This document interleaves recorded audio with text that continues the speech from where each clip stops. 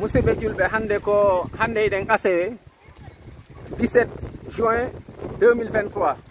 ɗum wonata e hitande julɓe ɓen ou bien lewru julɓe ɓen balɗe 27 1444 hijriya.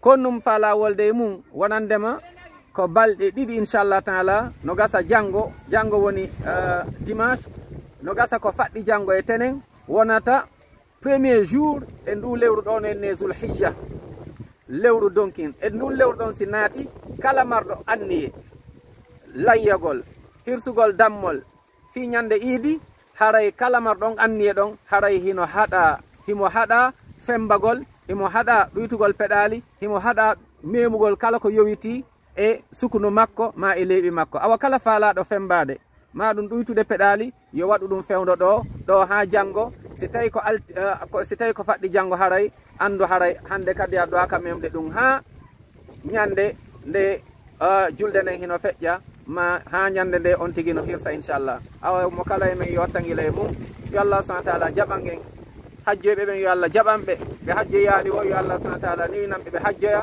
Allah subhanahu wa ta'ala hokkan enen fof baraji hajju si Allah jaɓi ɗum ko aljanna. hajju mabrur laysa lahul jaza illa aljanna. allahumma amin ya rabbi.